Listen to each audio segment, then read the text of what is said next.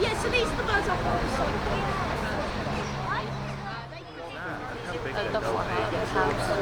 I mean, you have to imagine that the house is also yes. The two brown ones. The daddy one. That's the daddy one. That's two house so they are very the Harris ones weigh about 1.7 of female red coats. So there's not much going on.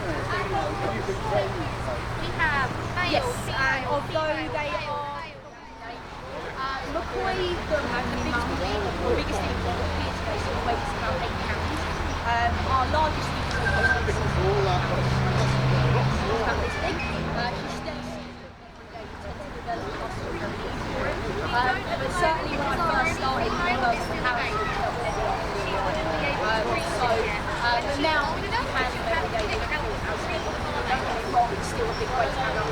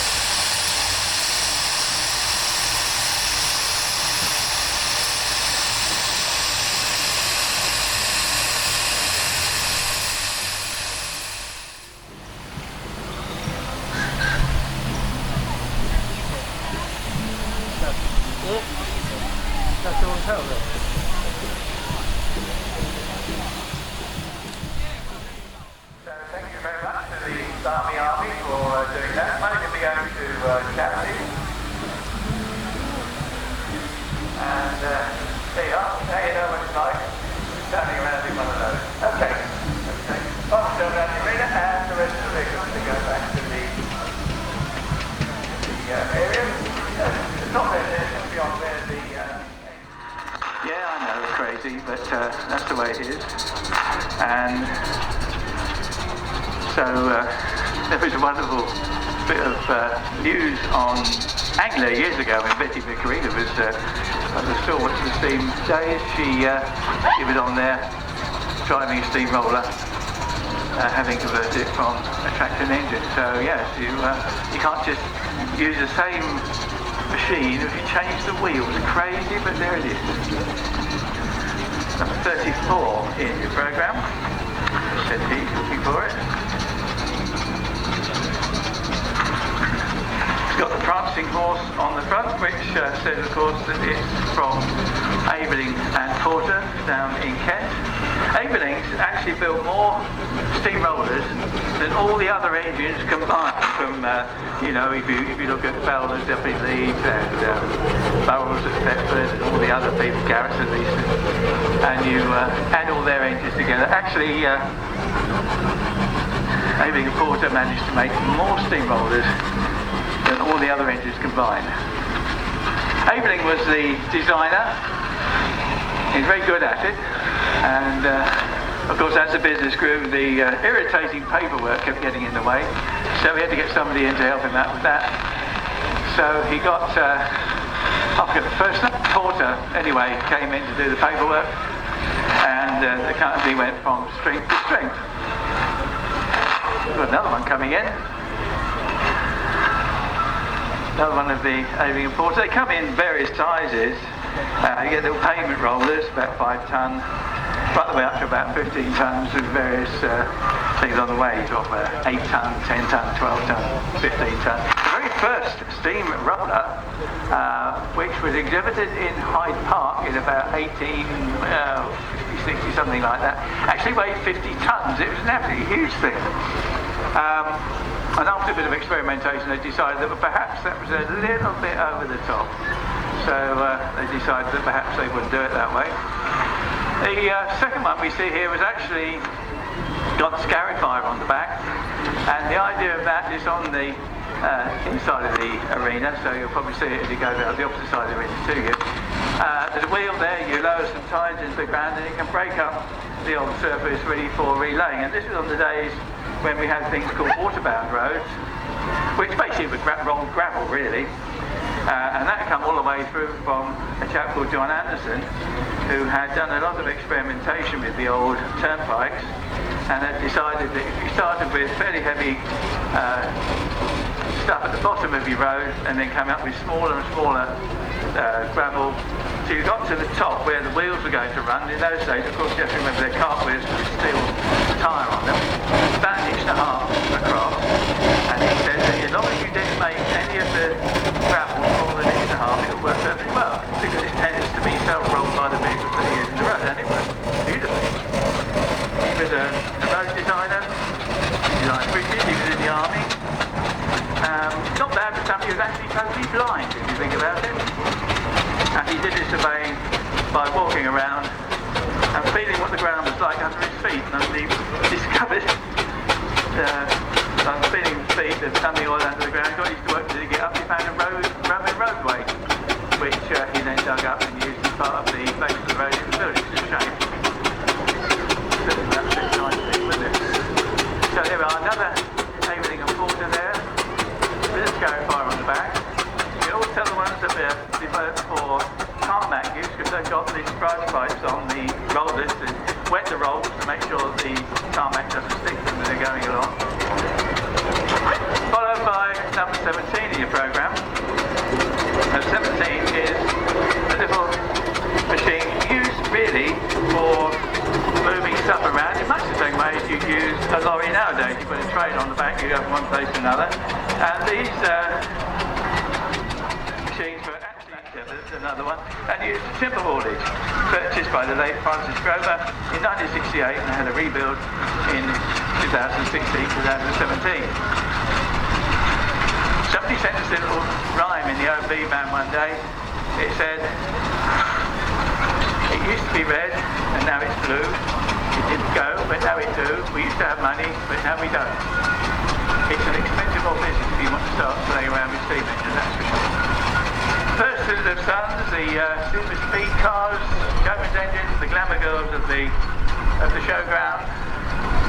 Worked extremely hard, these machines. They would be driving the rides with the generator on the front. But as long as the fairground stayed in one place, then they'd be loaded up with 3 trailers on the back. Showmen are allowed 3 trailers. And that's 50 tons of load going from one showground to another. Usually at night, probably with a hurricane lantern hung on the front beam. You imagine a filthy night, blowing a gale, raining like crazy, going down a nice muddy road with a hurricane lamp on the front and 50 tons on the back. How fast did you go? I said to one of the drivers. He said, well, that depended exactly on how late you were and how close it was to closing time. I suppose it would. Think about it. Anyway, there we go. One of the larger machines from the fairground. Probably 10 nominal horsepower. No, what's this nominal horsepower? 10 horsepower. Think that size at 10 horsepower. What are you playing at? The original machines were portable engines and were towed from one place to another with horses because they didn't self-move. If it took 2 horses to move it, it was the 2-horse engine. If it took 3 horses to move it, 4 horses, etc. One of these machines can generate probably 350 amps, 110 volts. If you do the numbers, that works out about 70 odd horsepower. That's about another 10 to drive itself. So yeah, the nominal horsepower is a no whole rubbish really. Number 25 in the programme. I do like it when they come round in order. Number 25, this is a Ruston Hornsby steamroller. And done by Simon Sheila Vickers, Dunstable, used at Hereford County Council. It's a compound roller purchased from Warwickshire by the present owner. It's been rebuilt with a new boiler. Compound, that's where you have 2 cylinders. You have a large one and a small one. Steam goes in the small one first, gets expanded a bit, does some work, then it goes off into the second cylinder, expands some more and does some more work. Why not do it all in one cylinder? Well, if you do that, the whole thing cools down too much. Steam, like any other gas, cools down as it expands. That's how freezing works after all. And so you end up with a cylinder which is too cool for the next charge of steam which comes in. A lot of it condenses on the wall of the cylinder and you lose a lot of power. About a third of your boiler power if you do that. So compounding makes things much, much better. It's a lot more motion work unless of course you have a barrel single crank compound where they have special passageways in the cylinder head to get the steam from one end to the other very quickly. Another one of the behaving forces coming round there. FK 1300, if you ever see the film The Iron Maiden, have a look for this one because it's certainly there. Number 1 in the programme. And that was quite an event to it now, I have to say. The number 1 in the programme, Garrett Steam Tractor, Patricia, under the Burberry family, due to partly Royal District Council, taken over by the Worcestershire County Council in 1930, remained with them until purchased by the Benson family, famous for all the steam stuff they used to do in 1932, used a timber haulage, passed down through the family, and attended the First Society Steam Rally over 50 years ago. Number 29 in the programme. This is a Marshall Winifred and by A.H. Smith Beatley. And it's used by the Benson family on contract work in and around Hertfordshire for many years. Been married from the start of steam preservation in the early 1950s by tape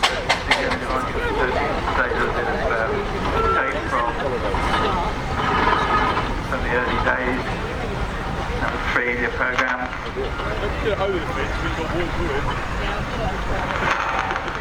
And this is a Foden estate tractor. And what this will be used for will be for moving stuff around on the estate, as you could use a small lorry. But this is also a timber tractor. If you look underneath, there's a whacking great winch under there on the back axle, which you disconnect from the wheels, and you can use that to haul timber. It's got the sheaves on the back to guide the road. But of course, in wet weather, you get rather mucky getting under there, messing about with your actual road. So what a lot of people used to do is put another steam winch up on the top and use that one instead. And these would be used for when the tree had been pulled down, pulling the tree out of the forest, putting it up onto a timber wagon, drone, whatever you want to call it, and on the sawmill. Number 20 in the programme, this would be an agricultural engine. Many years old, be turned to its original certification in 1991. Its design of engine was built to comply with the 1904 traffic regulations, which allowed for single manning. That means you didn't have to have a man with a red flag in front. If on the road, if the unladen weight was less than 5 tons. It's a wonderful story about a guy who was taking through a town. The cool speed limit was 6 miles an hour, and he suddenly discovered that what he decided was the policeman with a stopwatch in his hand. The next morning he found himself in court for exceeding the speed limit by 1/8 of a mile an hour. My word. Can't have that going on. Things have changed. Sometimes for the better. Not always. So we've got agricultural engines, we've got engines that we use on the road for hauling loads from one place to another. Because if you've got a road going engine, one for hauling, you actually got a cab, a little bit of protection from the weather. And if you were working for a fairground and you were driving those big showman's engines, then when the showground was actually working, you'd probably have 6 of those next to each other, with a scaffold board between each one, and one manning individual hurtling backwards and forwards, trying to keep 6 boilers going, 6 lots of boilers stopped up in water, and God help him if the generator stopped and they weren't providing any power for the ride. So it's quite a big responsibility. Burr coming along here. Big signal cylinder engine. Not as simple as it possibly gets. The side of the machine is a water pump which it always pumps water, goes round and round till you close the valve and it starts putting it into the boiler. So with steam engines, with water it's a little than always, cold a little than often.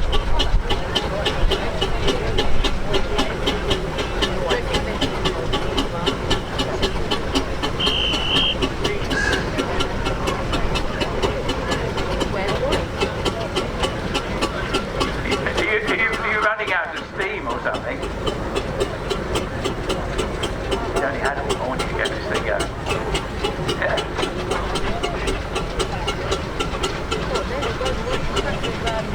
Because nowadays we have a thing called an injector. Basically a box with 2 cones in it. You fill the box with water, supply, so steam one cone the other, take some water with it, water expands, which got hot, can't come back. It's too big. So the pressure goes up, that valve opens and water goes into the boiler. It's by pressure. It's funny how some of these things take up the sort of characteristics of people that invent them. The injectors are known to be very, very difficult to get started in cases. Sometimes they won't work at all. This one here, the Garrett wagon with a rather strange front end on it. This has got a superheater in it. Superheater, what's that? Well, you take the boiler, you take the steam back through the boiler on a separate set of tubes, which dries the steam out so that the steam becomes pure steam gas, and you get a lot more power out of it that way. First tried on a transatlantic ship many, many years ago, back in 18 whatever. And when they got to New York, they thought they'd better have a look inside the cylinder to see what was going on, and found there was a sort of metallic soup to put into the cylinders. Because what had happened was they were relying on animal fats, tallow, that sort of thing for lubrication. And of course the excess heat from the steam, which now had no water in it whatsoever, was actually decomposing the lubricant And so this thing was running basically without any oil in it, and of course wore an awful lot of metal off the cylinders as it got across the Atlantic. So the idea of superheating went right out of the window until the chemists came up with the idea of a steam oil, which would not fall to pieces when it got touched by very hot steam. But superheating certainly gives you a lot more power and a lot more efficiency. And that makes quite a difference if you're going across the Atlantic. For instance, the Queen Elizabeth, sister of the Queen Mary, had been on to go for a year or something like that. They had it back in the dock and did some modifications to the nozzles which supplied the steam to the turbines. They got another 5,000 horsepower out of the thing. So a huge advance there. An engine here from Fowler's. I mean, the Fowler's probably best known for their large ploughing engines. This is an agricultural engine. And the story about Fowler's, when they were casting the gears, so they all have cast gears, apart from the very modern ones, some of them got gears that have been cut by lathe, and they run very quietly nowadays. But to get them to shut up, what would Fowler's would do, they would connect the gears to the end of the line shaft in the workshop and get the apprentices to throw casting sand until they shut up, which I suppose is the way of doing it. We had this Sandy steamer in earlier. He can come in twice, but he comes in as a vintage car and as a steam exhibit. 1920s, you could decide whether you're going to have an electric vehicle. Oh, that sounds familiar, doesn't it? Or you could have petrol, or you could have a steam car. The trouble, of course, with the petrol exchanges at that time, you had to start them up with a starting handle. I can imagine the flappers in there, clock taps and all the rest of it, trying to get somebody Cheltenham engine to start. So they would perhaps go for the electrics. Some people with a bit more steam would go for steam. This one's capable of about 45 miles an hour, something like that. Electric, of course, absolutely fine for short trips, but of course all lead acid batteries. So these enormous heavy batteries which limited the distance which you could travel. This one, the engine is not under the bonnet, that's the boiler under there. The engine is actually almost where the back axle is. It's a double-acting twin-cylinder engine, so it's equivalent to 16 cylinders of an internal or internal. Machines you see putting loads around from one place to another. That's exactly the same way you do with the delivery truck nowadays. Another one availing of Porter's rollers, number 11 in your programme. This is built in 1923. The Duke and Frank Harris brothers of Guildford, Surrey, went to preservation in 1958. Some of these weren't quite late. There were steam engines being used on the construction of the M4, strangely enough. So they'd be being used quite late on. And they also had an awful lot of little mini pickup trucks, which they managed to wear out in profusion. And what they would do, they would simply say, well, that one's worn out, and they would sort of bury it into the base of the road. So whilst you're sitting in a traffic jam on the M4 trying to get into Bristol at some point, you might like to reflect that it's not only kings that get buried under car parks. Right, big single cylinder machine coming in here, number 30 in the programme. Which I'll tell you about, but I'll find a number. Yeah, so Wallace and Stevens, of course, of William, built in 1919. It's called an expansion engine. Why is it called an expansion? But the idea is that, like all steam engines, you have what is called variable cut-off. So you can change the valve timing so that once you're running, you can notch it back, as it's called, and leave the valves open for somewhat less time. So you're using a lot less steam. You're not using full boiler pressure all the time, and so it becomes much more economical to run. Now, one of Foden's timber tractors, stake tractor, whatever you want to call it. As you can see, it's got the rollers on the front. You can guide the winch cable that's on the back axle, either out the front or out the back, whichever way you want to do it. As I said earlier, people that objected to calling about in the most, but they very often put another push on the top and use that instead. Number 35 in your programme. This is called the Tiger, built in 1920. It's built about the same time as that Stanley steam car. So they're all about that sort of page, you see. This is owned by Stockport, the Saunders Collection Stockport. This is laid in bits for many years. It was bought by the present owners in 2000 and restored. So this used to happen quite frequently. People would take them apart, intending to do them up, never really got round to it. Next one, doing Clayton and Shuttleworth. Now, I better tell you, we've been going to the home of the Shuttleworth family at Old Warrensville Rallies for many years now.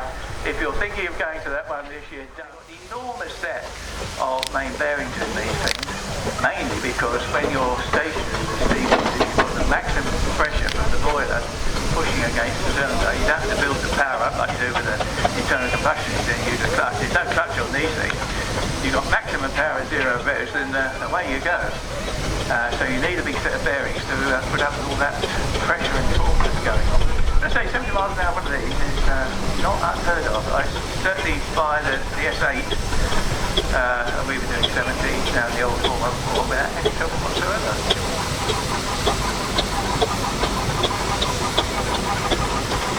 If you go to America, you'll find that Case make enormous ploughing engines. The wheels are very, very wide, and the idea was that they were doing direct ploughing. In other words, you put the plough on the back of the steam tractor and you tow it across the field.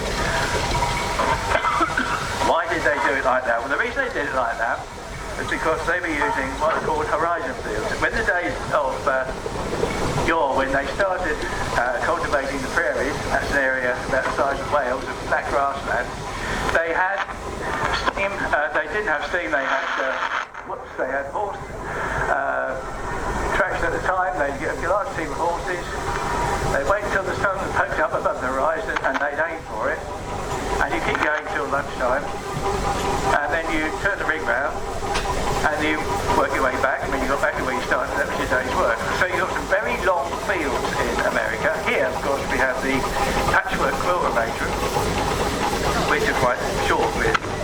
So underneath that boiler there's a drum, a winch with about half a mile of cable on it, and you'd have an engine the other side of the arena, or the other side of the field, and you would pull the plough or the implement backwards and forwards between the two engines. You couldn't do that in the United States because you couldn't have 2 miles of rope under there. You'd end up with this enormous winch. So they did direct ploughing, so it was a different thing. You see the American Case machines, they look absolutely huge because they've got these enormous wheels, but the boiler actually isn't that much bigger than what we've got here.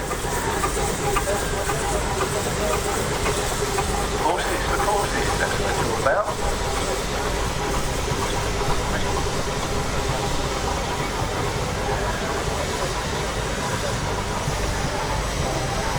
11, over it again.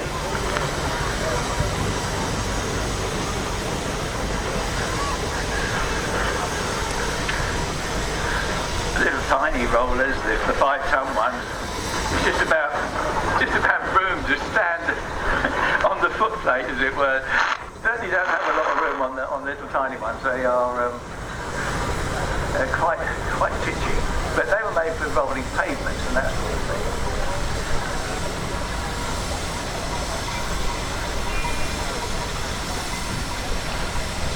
That's a wagon there with the Marstons with the zipper heater on it, and you'll notice it says on the side roller mills. Well, roller milling was the thing which actually put paid to all the stone grinding mills in this country. We used to have all those wonderful old mills being driven by water wheels and all the rest of it. And then the roller mill came along. That was invented over in, I think, Hungary, something like that. And people went and had a look at it, came back and said, right, we're out of business, because once these things come over here, they're going to take over. And in fact, that is the case, although, of course, you do find some of the old water-powered mills still working, and you can buy stone-ground flour from them. But it's a much longer-winded process than using a roller mill.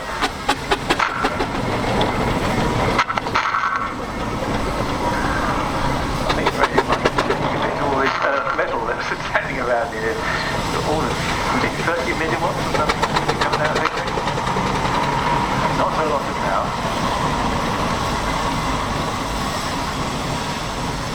Intended for use on stage, which is a pretty big stage if you think about it. You build 2 theatres in here.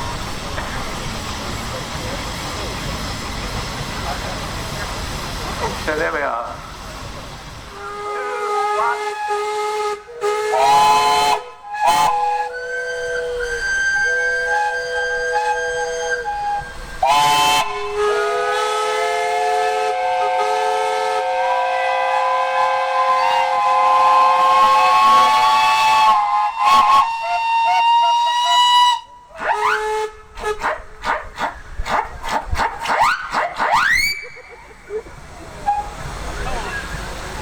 You don't need us supposed to go round 3 times. Thank you, gentlemen. Actually go bald at any point. There's going to be, you know, no shaving or waxing of McCoy's head. Okay, this is typically what a bald eagle should look like. Thank you, Mr. McCoy.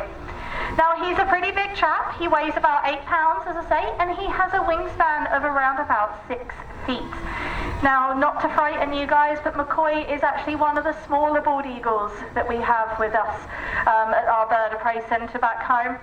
We actually have 4 individuals, and our biggest one is Lady Lincoln. Now, Lincoln is one of our female bald eagles, and she actually weighs in at about 2.5 or so to 3 pounds heavier than what McCoy does. Now, in the bird of prey world, the girls are always bigger than the boys, actually by about 1/3 of the size in difference. And that's just so the girls are not only versatile in what they can catch though, they're versatile in the way they can catch. They're more than happy to catch stuff out of the air or on the ground. And as you can see now, these boys have done a couple of test flights. We can actually fly them together with no problem whatsoever. Now that's one thing that makes Harris Hawks really unique. Made him jump. He was like, hey! Case in point, that couldn't have been more on cue, could it? I wish we'd trained them to do that.